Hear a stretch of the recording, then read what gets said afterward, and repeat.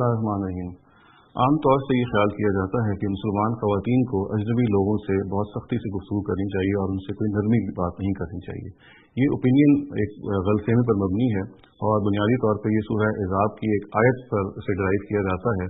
ہم اس آیت کو اگر اس کے سیاق و سباق میں رکھ کے، اس کے کانٹیکسٹ میں اور اس کے بیک گراؤنڈ میں رکھ کے اگر اسٹڈی کریں تو یہ معلوم ہوتا ہے کہ پوری کی پوری سورہ کا خاص رخ ہے، اس کے خاص مخاطبین ہیں اور ان مخاطبین کے حوالے سے بعض اقدامات ہیں جو اس سورہ میں کیے گئے ہیں۔ یہ سورہ اس زمانے میں نازل ہوئی جب کہ منافقین اور اشرار مدینہ نے بہت ساری ایسی ایکٹیویٹیز شروع کر دی تھی کہ جو نبی صلی اللہ علیہ وسلم کی جو ازواج مطہرات ہیں ان کی ذاتی زندگی کو اسکینڈلائز کرنے کے وہ درپے تھے۔ وہ چاہتے تھے کوئی نہ کوئی اس طرح کا اسکینڈل وہ آئے دن پیدا کریں تاکہ ان کی اخلاقی ساخت جو ہے وہ مجروح ہو۔ چنانچہ یہ پورے کی پورا سورہ جو ہے اس کے اندر بہت سارے ایسے اقدامات کیے گئے ہیں، بہت سارے ایسے احکامات نازل کیے گئے ہیں جو منافقین اور اشرار کی ان ایکٹیویٹیز کو اور اس طرح کی سرگرمیوں کو روکنے کی طرف ہیں،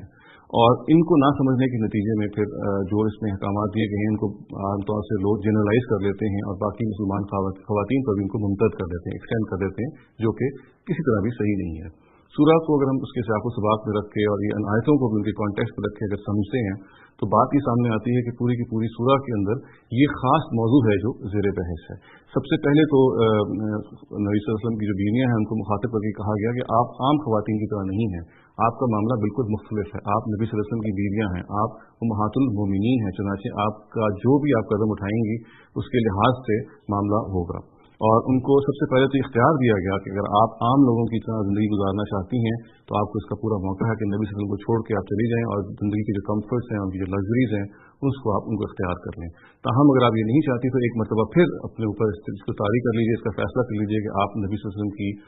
ازواج مطہرات کی حیثیت سے زندگی بسر کریں گی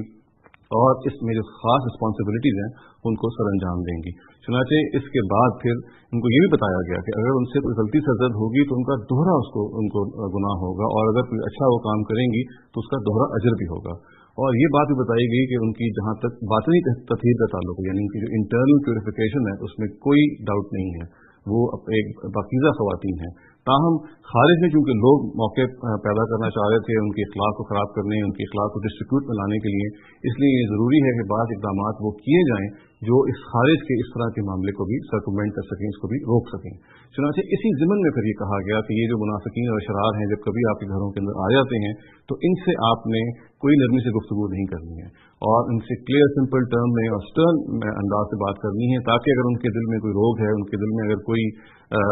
طمع یا لالچ ہے تو وہ اس کو اندازہ ہو جائے کہ اس کی کامیابی کا وہاں پہ کوئی امکان نہیں ہے۔ اور اس میں پھر یہ زور دیا گیا کہ اس طرح کے لوگوں کے بارے میں جو آپ گفتگو کریں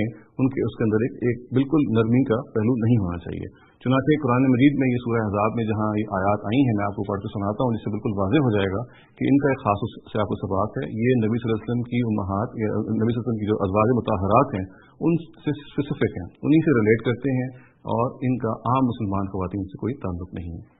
یہ آیات سورہ احزاب میں ہیں، میں پڑھ دیتا ہوں۔ یا نساء النبی لستن کاحد من النساء ان اتقیتن فلا تخضعن بالقول فیطمع الذی فی قلبہ مرض وقلن قولا معروفا۔ نبی کی بیویوں تم عام عورتوں کی طرح نہیں ہو۔ یہ اسٹریس ہے اس آیت کا جو ذہن میں رکھنا چاہیے کہ نبی صلی اللہ علیہ وسلم کی جو بیویاں ہیں ان کی خاص حیثیت ہے۔ چنانچہ وہ آیت شروع یہاں سے ہوتی ہے کہ نبی کی بیویوں تم عام عورتوں کی طرح نہیں ہو، اس لیے اگر تم اللہ سے ڈرتی رہو تو لہجے میں نرمی اختیار نہ کرو کہ جس کے دل میں خرابی ہو وہ کسی طمع خام میں مبتلا نہ ہو جائے، اور اس طرح سے لوگوں سے صاف اور سیدھی بات کرو۔ تو اس سے بالکل واضح ہو جاتا ہے کہ اس دور کے جو منافقین نے ایک کیمپین چلائی ہوئی تھی، ایک پوری کی پوری مہم تھی جنہوں نے چلائی ہوئی تھی کہ ان کی جو ذاتی زندگیوں کو ڈسٹریبیوٹ میں لانے کی، ان کی ذاتی زندگیوں کو اسکینڈلائز کرنے کی،